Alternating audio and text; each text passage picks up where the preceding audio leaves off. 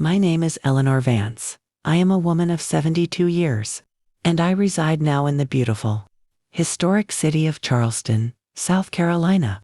Many people know me here as Ellie of the Herbs, the proprietor of a small, thriving shop down by the Battery where I sell natural remedies, tinctures, and teas. When they see me, a woman with silver-streaked hair, a ready smile, and hands busy tending to jars of lavender and calendulae, see resilience. They see success built in the quiet calm of my later years. What they don't see, what they cannot possibly fathom, is the decade of silent, profound horror that preceded this peaceful life. I am going to tell you the raw, unvarnished truth of that decade. I need to tell it because I know there are other women, mothers, sisters, and wives, who are currently living in the shadow of a similar silence. If my voice, finally raised, can give courage to just one of them, then the telling is worth the pain. To understand the monster, you must first understand the mother who, unwittingly, created the conditions for him to thrive. My life wasn't always steeped in the earthy aroma of natural healing.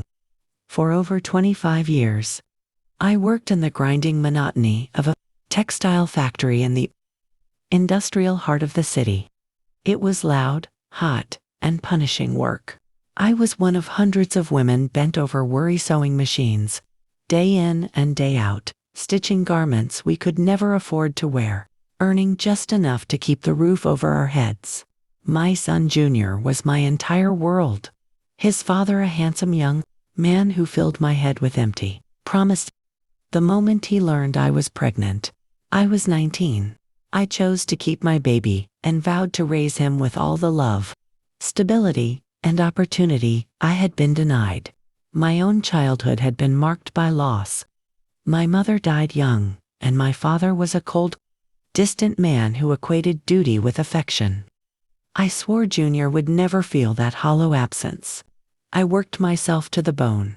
5 days a week, I was up at 5 a.m., preparing a hot breakfast, packing a lunch, and making the 2-bus journey to the factory floor before the 7 a.m. bell. My evenings were a blur of cooking dinner, laundry, homework help, and prepping for the next grueling day.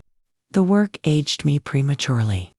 My back was perpetually aching, my eyesight strained by the close work, and my fingers stiff from the repetitive motion of the machine pedal. But I endured it all for Junior's future. Junior, bless his younger heart, seemed to repay my sacrifice with affection. He was quiet, never a troublemaker in school, and always helped with chores around the small house. He told me he loved me every single day. He promised that when he grew up, he would buy me a big house and I would never have to work again. Those words, those simple, hopeful promises, were the only treasures I truly possessed. Looking back, I see where I went wrong. My love was excessive, perhaps suffocating. I shielded him from every hardship, every consequence. I mistook devotion for strength, and in doing so, I failed to teach him the value of boundaries, respect, and sacrifice. I spoiled him with boundless affection, and in his young mind, he perhaps came to believe that my love, and by extension, my body and my very being, was his, unconditionally and without limit. The subtle twist of affection. When Junior turned 18, the shift began. It was so subtle, so insidious, that it was easy to dismiss. The affectionate hugs became longer, morphing into a lingering pressure against my back when I was washing dishes. The glances became heavy, fixed on me when I was in my nightgown or stepping out of the shower. I felt a perpetual sense of being watched, a phantom presence that vanished whenever I turned to check. I tried to rationalize it.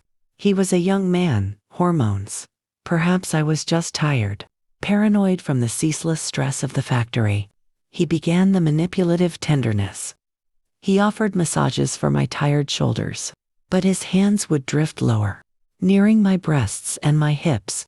When I would pull away, a knot of unease tightening in my stomach, he would feign innocence. "Mom, you're so tense. I was just trying to help you relax.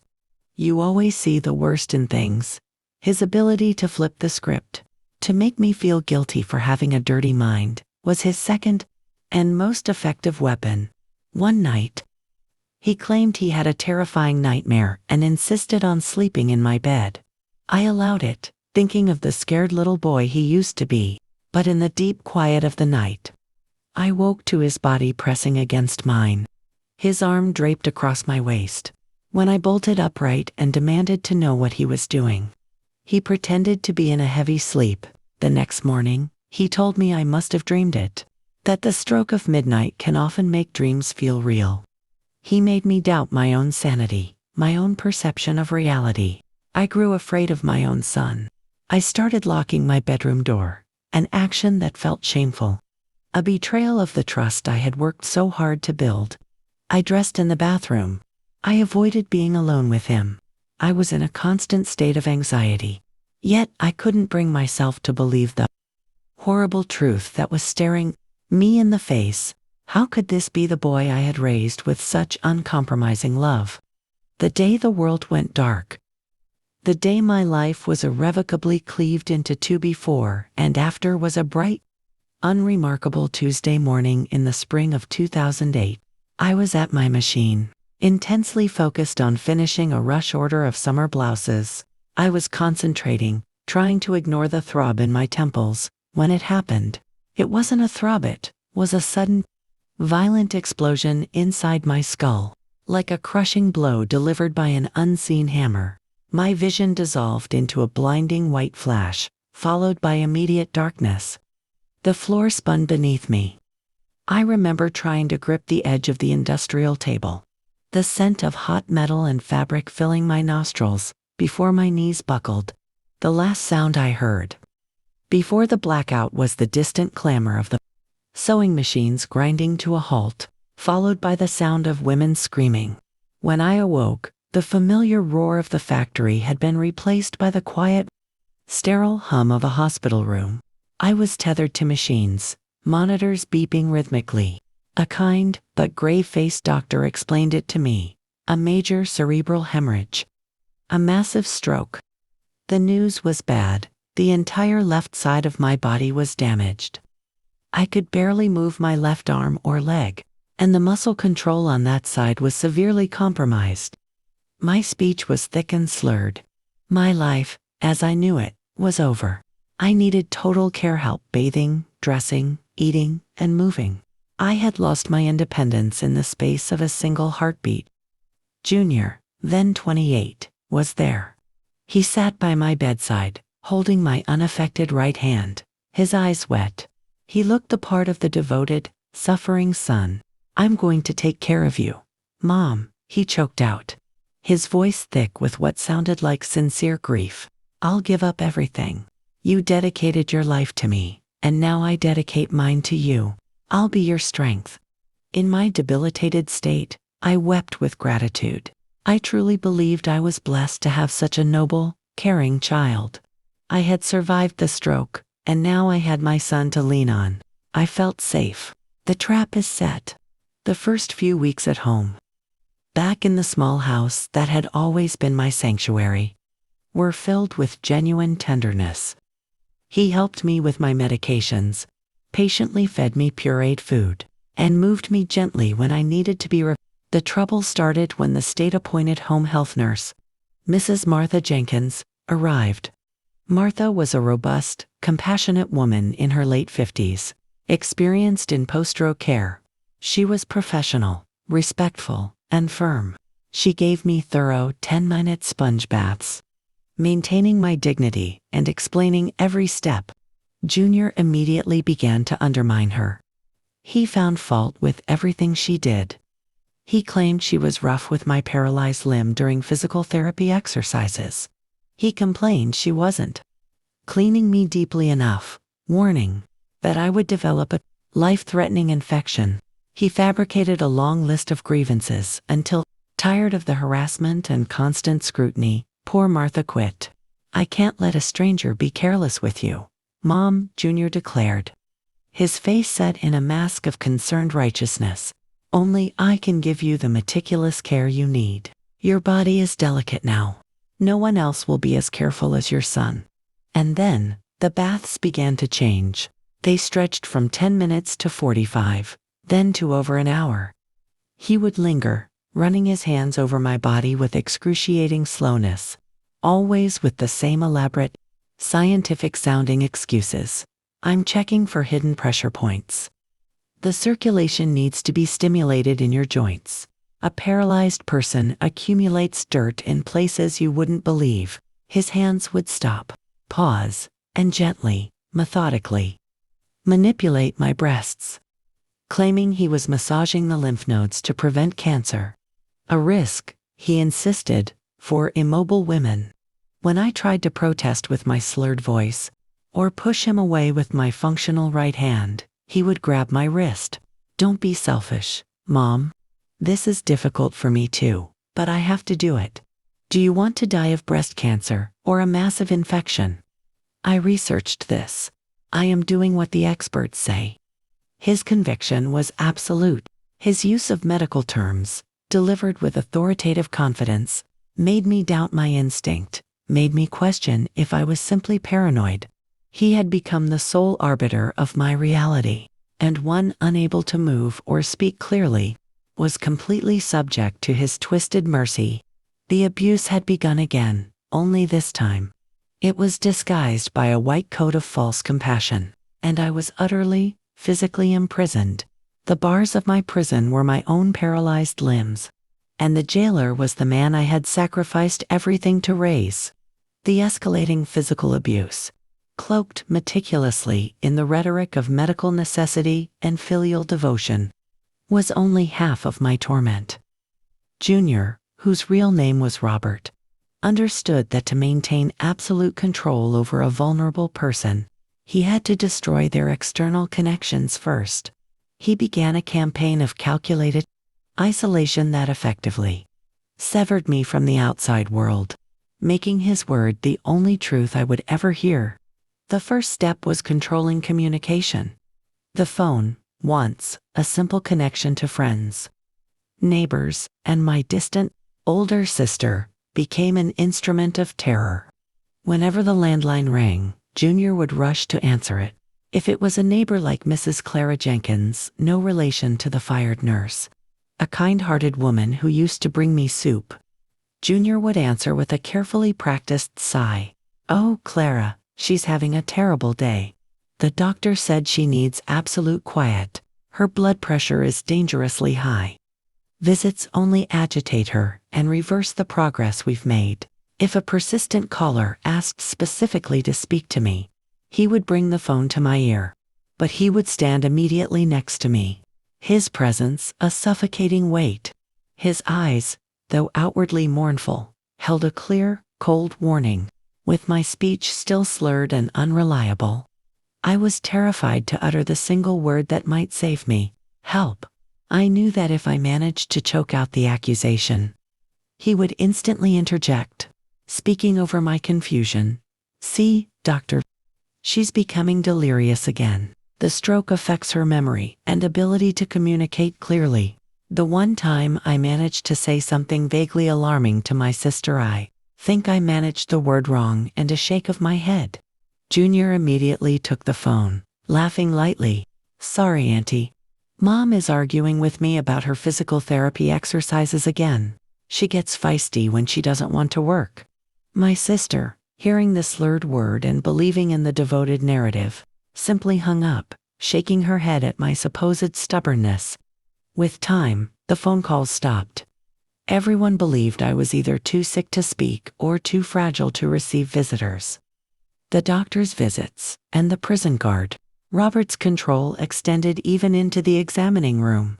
When he took me for follow-up appointments with the neurologist, he never, under any circumstances, allowed the doctor to examine me alone. He would wheel me in and immediately position himself at my bedside, leaning in close, adopting the posture of the tireless, expert advocate. When the doctor asked me a question, "Eleanor, how are you sleeping? Are you in any pain?" Robert would answer before I could fully formulate a response. "She's sleeping soundly now, doctor. I give her the prescribed dosage precisely, and she's doing much better with her appetite."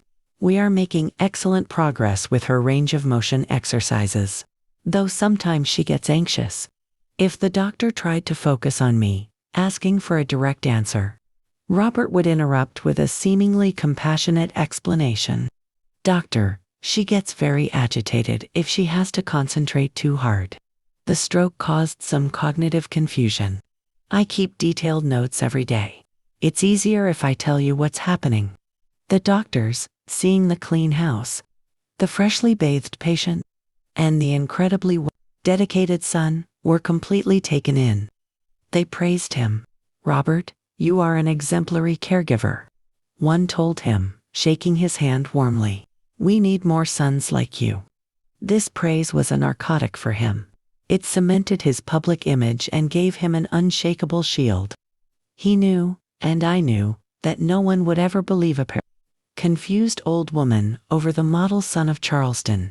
The abuse becomes routine. The psychological manipulation became the air I breathed. He constantly reinforced my dependency, whispering chilling mantras. During his acts of violation, you are utterly helpless. Mom, without me, you are nothing. If I leave you, you will rot in an institution, alone and afraid.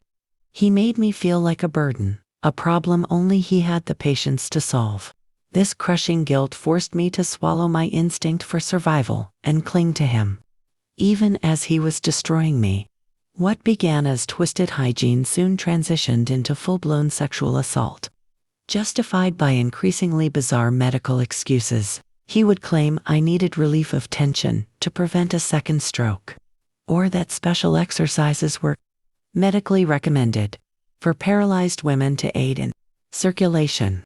The worst part of this hellish routine was the diaper change. Due to the stroke-related mobility issues, I needed adult diapers, which added another layer of dependence and humiliation. During the change, he would take an agonizingly long time, manipulating and touching me inappropriately, always citing the need for absolute meticulous cleanliness to prevent life-threatening infections. He did everything with a bizarre, twisted declaration of love.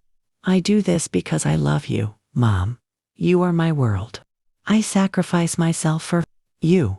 The contrast between the words and the monstrous acts was a cognitive dissonance that nearly shattered my mind. I couldn't reconcile the two. It was easier to believe I was going mad than to accept the reality that the boy I raised was a calculating, depraved monster. A whisper of resistance. In the 7th year of my captivity, something small but significant began to change within me. The sedatives he was giving me, which he called vitamins to boost brain health, seemed to be losing their effectiveness. Or perhaps my brain was fighting back. My memory became slightly clearer, my moments of lucidity more frequent. I began to try subtle acts of resistance. I would hold my breath when he approached, or try to focus on a detail on the ceiling. Separating my mind from my violated body, I would deliberately knock over a glass of water, hoping the resulting chaos would delay his bath schedule, though he always reacted with cold, controlled fury. One afternoon, I managed a greater risk. When the meter reader knocked on the door, Junior opened it only slightly, blocking the view of me in my wheelchair. As Junior spoke to the man, his back to me, I used the last remaining strength in my right hand to move a small, decorative bird statue off the windowsill. It landed on the porch with a soft clunk just as Junior was closing the door. The meter reader paused, picking up the statue. Everything all right, ma'am? He asked, looking past Junior's shoulder. Junior slammed the door before the man could see me properly. She's just jumpy, sir. Post-stroke anxiety. Nothing to worry about.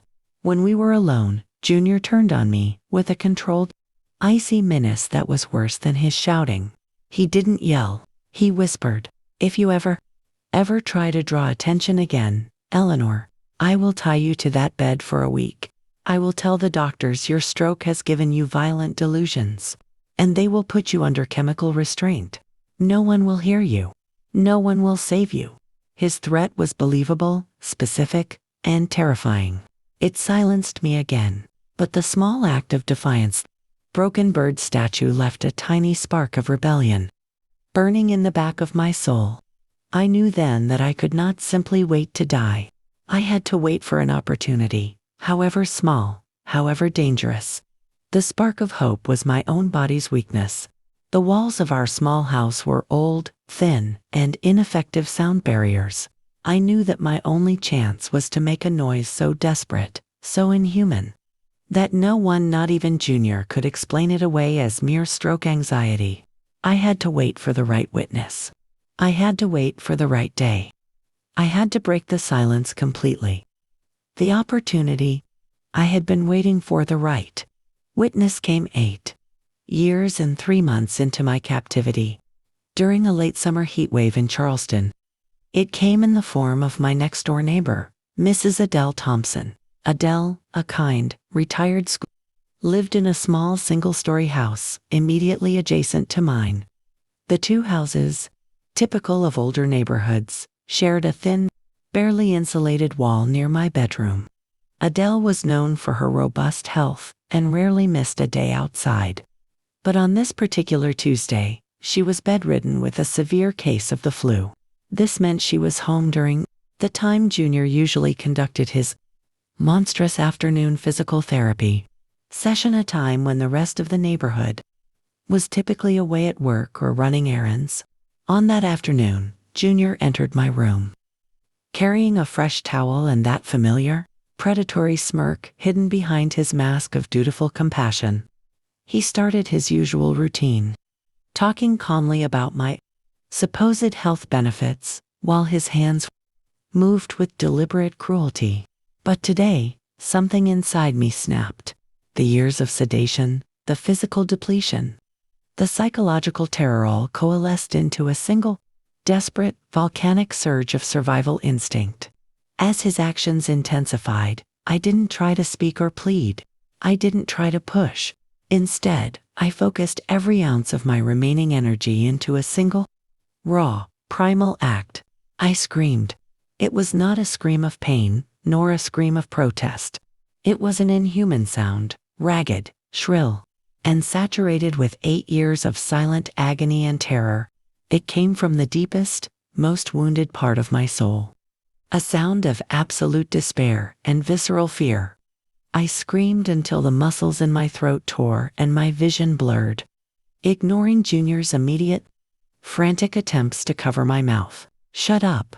Stop it, you old fool. They'll hear," he hissed, his face contorted in a panic I had never seen before. But it was too late. The sound, piercing and unmistakable, had traveled through the thin wall and straight into Adele Thompson's sick. The witness intervenes. Adele later told the police she had heard noise from our house before, the muffled sounds of an argument, the thud of a wheelchair, but she had always believed Junior's explanation, that his mother was prone to stroke-induced outbursts. But this sound was different. This was not an outburst. This was the sound of a living creature being tortured. She threw on a robe and stumbled to our door, knocking hard and repeatedly. Junior, momentarily unnerved, quickly rearranged his clothes and smoothed his hair, his mask snapping instantly back into place. He opened the door only a crack. "Adele, what is it? You shouldn't be out of bed," he said, sounding concerned and mildly annoyed. I heard screaming. "Robert." A terrible scream. Adele rasped, her voice thick with congestion. "Is Ellie all right?" "Oh, that," Junior dismissed with a roll of his eyes. "Just a severe pain crisis. Happens with her paralysis. I've given her the medication and she's already calming down. Thank you for checking. But she needs absolute quiet now." He started to close the door. But Adele, the retired school teacher, was not easily dismissed. Something in his overly calm, rehearsed demeanor, and the slight, panicked sheen of sweat on his forehead, struck her as profoundly wrong. She put her shoulder to the door and pushed, forcing her way into the narrow entryway. "Robert, I need to see her," she insisted, stepping past him. "I need to know she's safe." She found me lying in the bed, shaking uncontrollably. My eyes were wide and red-rimmed, my face slick with tears and sweat. More damningly, Junior had been so flustered that he had failed to cover the visible marks on my neck, where he had tried to silence me. I stared at Adele, a plea so desperate and stark that she couldn't possibly misunderstand it. Junior immediately moved to intercept her, trying to pull her away. "Adele, please, you're stressing her. She's highly agitated. I need to call the doctor." Adele ignored him. She rushed to my bedside and gently took my trembling right hand. "Eleanor," she whispered, "blink once for no, twice for yes. Is Robert hurting you?" My eyes, filled with years of unshed tears, blinked twice. Yes. Adele didn't hesitate. She didn't question my mental state or Robert's plausible denial. She snatched her phone from her pocket and called 911. The hospital and the silent testimony. Junior's composure finally fractured. He began shouting, pleading, and threatening Adele simultaneously. He told her she was destroying his life, making things up, and that the stroke had made me crazy. Adele, however, stood her ground, holding my hand until the EMTs arrived. At the hospital, Robert tried to maintain control, demanding to be present during every examination, but the attending emergency physician, Dr. Alistair, was astute. He saw the subtle, defensive shrinking of my body whenever Robert came close. He saw the high, unnatural stress levels in my vitals.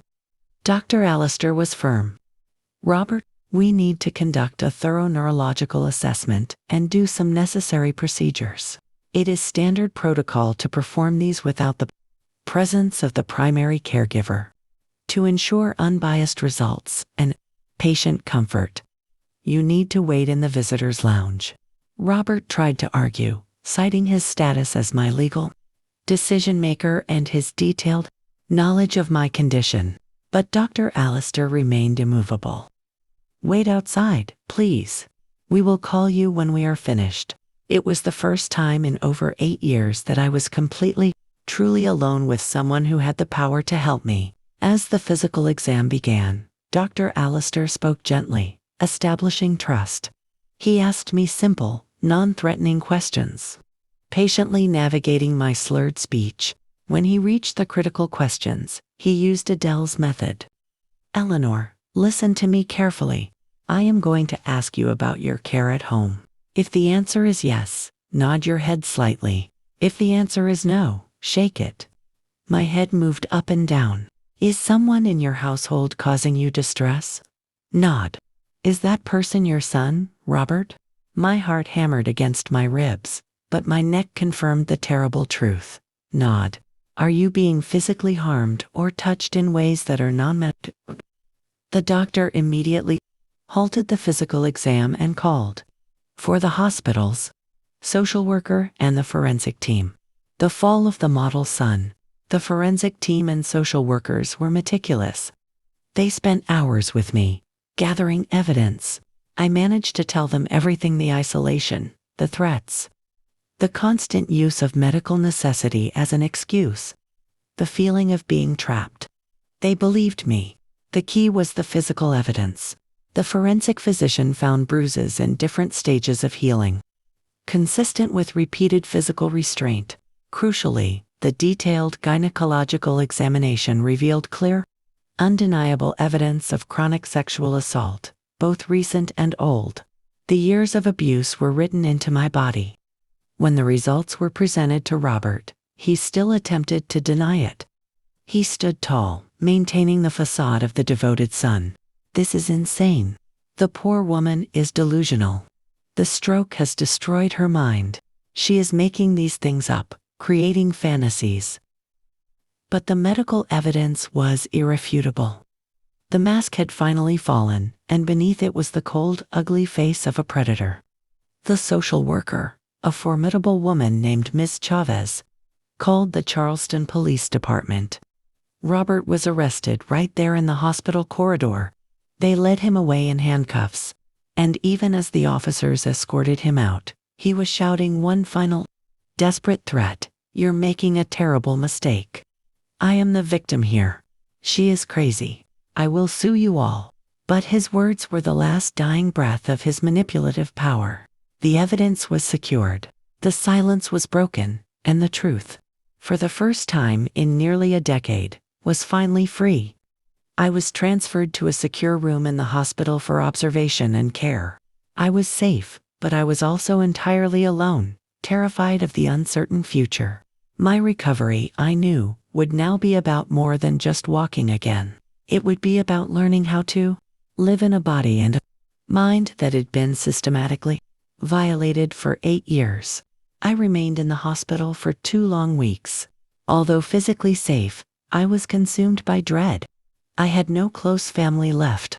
My former life was gone, and the prospect of being transferred to a state-run nursing facility, just as Robert had always threatened, filled me with paralyzing fear. Then, a genuine miracle occurred. My estranged cousin, Doris Hayes, a distant relation from my father's side whom I hadn't spoken to in over 2 decades, appeared at my bedside. She had heard about the shocking case through local news channels and a mutual acquaintance who worked at the hospital. Doris, a woman of quiet strength and deep compassion, looked at my frail, traumatized body and simply said, "Eleanor, you are family. You are coming home with me. I won't let you be alone." Doris lived in a quiet suburb outside Charleston. Her house was small but meticulously kept, and she immediately adapted a spare room on the ground floor for me, installing grab bars in the bathroom and arranging a professional hospital bed. For the first time in 8 years, I felt a sense of peace. There was no dread when she entered the room, no calculation behind her kind touch. The first few months were agonizingly difficult. My body had internalized the terror. Every slight noise, every sudden movement, every touch, even Doris's gentle hands helping me bathe, triggered a violent flinch and a spike of panic. My physical therapist, Dr. Marissa Chen, explained that my muscles were locked in a perpetual state of defense, a phenomenon common in severe trauma victims. Marissa was more than a therapist. She became a quiet mentor. She started the sessions slowly, focusing not on muscle strength, but on trust and breathing. She encouraged me to talk, to externalize the years of internalized terror. She repeated the simple, vital truth that Robert had spent years trying to erase. "It was not your fault, Eleanor. You are a survivor, not a victim." Reclaiming movement and mind. The work was grueling, mixing physical pain with emotional breakthroughs. Slowly, my brain began to forge new pathways around the stroke-damaged tissue. After 4 months of relentless effort, a flicker returned. During a targeted exercise, trying to squeeze a soft ball, my left fingers twitched. It was a tiny, insignificant movement to anyone else, but to me, it was a thunderclap. My body was fighting back. From that day forward, the progress accelerated.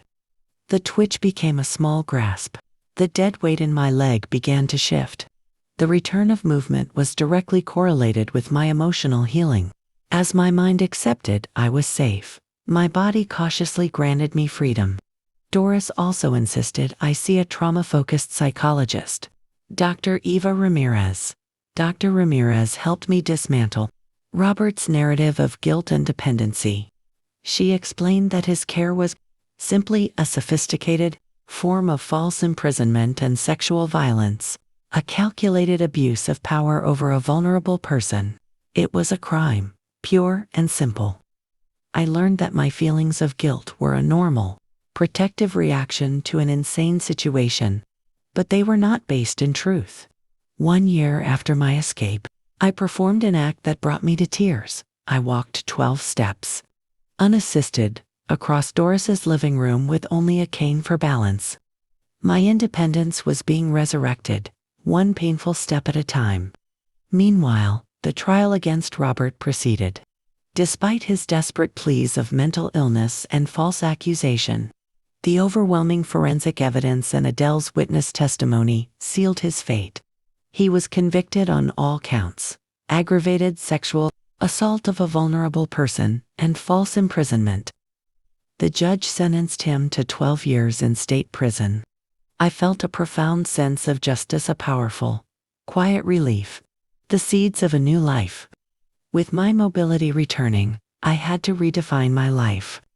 I couldn't return to the grueling factory work. Doris suggested I turn my lifelong passion for simple, natural remedies taught to me by my grandmother into a new vocation. I enrolled in a local course on traditional herbalism. The shop, Ellie of the Herbs, opened near the Charleston City Market 5 years after my stroke. It was small, filled with jars of dried chamomile, sage, and mint. The business became my new purpose. People came seeking relief for insomnia, anxiety, and digestive issues. I gave them remedies, but I also offered a listening ear, a kind word, and my own quiet strength. I transformed my personal trauma into a mission to heal others. My life blossomed.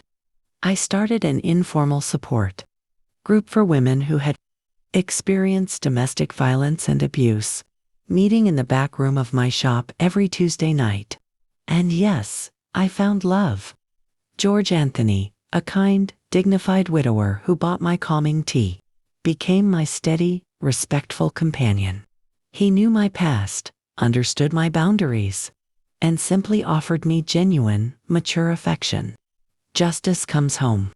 Then, after only 3 years of his 12-year sentence, Robert was released on parole due to overcrowding and supposed model behavior.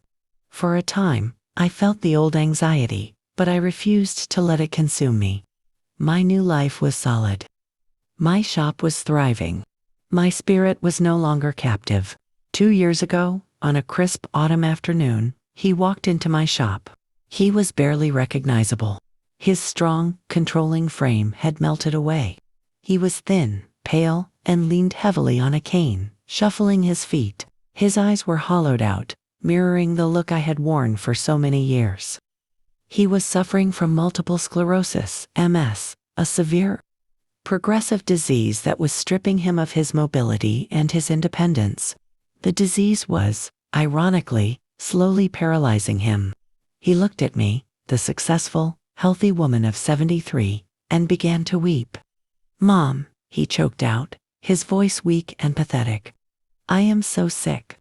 I have no one.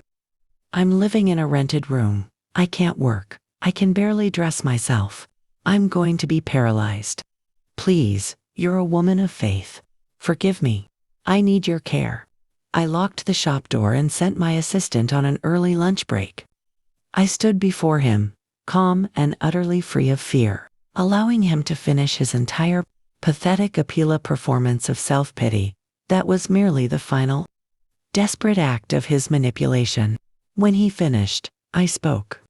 My voice, now steady and clear, resonated with decades of silent truth. "Robert," I said, "now you know what it is like to be dependent. Now you know what it feels like to have no control over your own body and to be terrified of the next fall. You stand here begging for the care of love, the care of family, the devotion of a mother." I paused, letting the silence hang heavy between us. "That right, you forfeited. You lost that privilege when you chose to use my stroke, my vulnerability, to turn me into your personal object for 10 years. You told me my body was yours to violate, because I was dependent on you. You told me I was ungrateful, and that you were the only one who would sacrifice to care for a burden like me." He tried to plead again, claiming remorse. "I was young. I was wrong. Your remorse is fear, Robert. It is not true repentance. You regret the consequence, not the crime.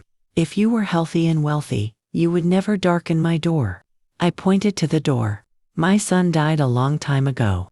What stands before me is merely a stranger who caused me unimaginable harm.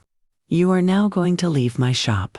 You will seek help from the state, from public charities, or from the system that placed you on parole.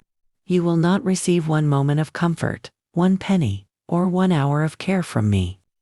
He left the shop, not shouting threats, but crying with genuine, self-pitying despair. I watched him stagger down the street. When he was gone, I sat down and wept. Not tears of sorrow, but of absolute, total liberation. I had faced my tormentor and, for the first time, I had taken back every particle of power he had stolen. Robert ended up in the very type of understaffed, impersonal public nursing facility he had always threatened to send me to. Today, at 75, I have my beautiful, fulfilling life. I am financially independent. I have a family of the heart in Doris, and a loving partner in George. I am a victorious woman. My story is proof that the sweetest revenge is not anger or cruelty, but living a life so full of purpose, love, and dignity that your abuser becomes irrelevant. My trauma was horrific, but my ending is mine, and it is glorious.